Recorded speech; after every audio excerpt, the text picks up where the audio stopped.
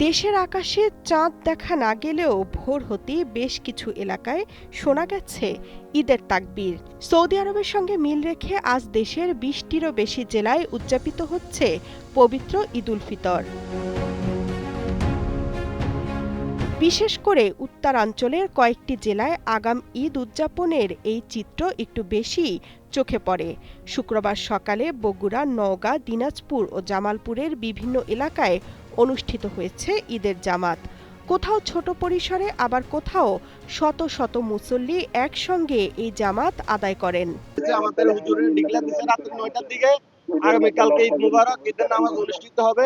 ওই শুভাকাঙ্ক্ষিতে আমরা রোজা ভেঙে আজকে ঈদের নামাজ পড়তে পাইছি। একত্রিতভাবে ঈদের নামাজ পড়তে আমাদের কাছে খুব আনন্দ লাগছে। আপনারা নামাজ পড়িয়েছে, এখন আমরা পড়তেছি, ওনারা ঈদ করতেছে। যে পৃথিবীর যে কোনো প্রান্তে রাত দেখা গেলে মুসলমান হিসাবে আমরা ঈদ পালন করি।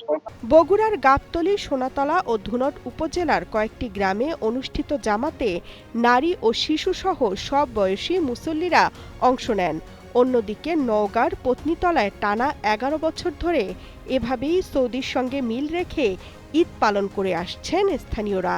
এছাড়া দিনাজপুরের ৬টি উপজেলাতেও আলাদা আলাদা স্থানে ঈদের জামাত অনুষ্ঠিত হয়েছে। আসসালামু আলাইকুম। আজকের দিনটা আমাদের জন্য আনন্দের দিন। আমরা আজকে সারা বিশ্বের মুসলমানেরা ঈদ উদযাপন করতে যাচ্ছি, এই জন্য আমাদের খুবই আনন্দ লাগতেছে। আমরা দরবারে জাহাঙ্গীরের শাহ সুফি মমতাজিয়ার পক্ষ থেকে প্রতি বছরই এইভাবে ঈদ উল ফিতর পালন করে যাচ্ছি। তবে আরেকটু আনন্দ লাগতো যদি বাংলার মুসলমান সবাই আমরা একই দিন ঈদ পালন করতে পারতাম। তবে শুধু উত্তরাঞ্চল নয়, দক্ষিণাঞ্চল সহ দেশের অন্যান্য জেলাতেও দেখা গেছে একই চিত্র। চাঁদপুর, ফরিদপুর, মৌলভীবাজার, ঝালকাঠি, কিশোরগঞ্জ, পটুয়াখালী ও মাদারীপুরের বিভিন্ন এলাকায় আজ ঈদের জামাত অনুষ্ঠিত হয়েছে। আমরা সৌদি রাজকীয় কমিটির কাছ থেকে ঘোষণা পেয়েছি চাঁদ উদিত হয়েছে, সেহেতু সেই খবর অনুযায়ী তখনই শাওয়াল মাস পড়ে গেছে এবং শাওয়াল মাসের ১ম তারিখে আমরা ঈদ পালন করলাম।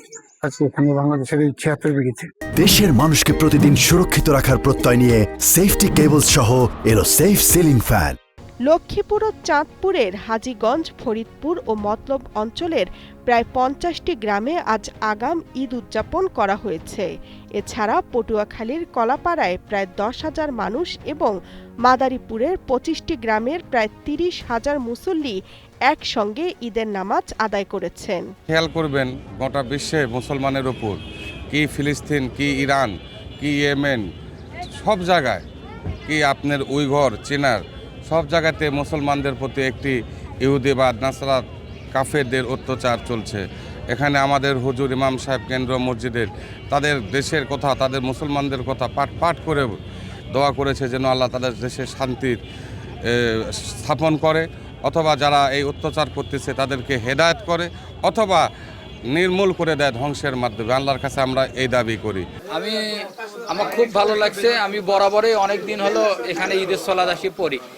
আমাদের অন্যান্য বেদাতি সমাজ থেকে বের হয়ে আমরা যে তাদের দিন তারিখ ঠিক রেখে একই দিনে একই সময়ের কিছুটা তারতম্যর কারণে সলাত পড়ি, আমার খুব ভালো লাগে। আলহামদুলিল্লাহ। এখানে আমরা প্রায় ৫০ থেকে ৬০ জন লোক ঈদের নামাজ পড়লাম। আলহামদুলিল্লাহ, অনেক ভালো লাগলো।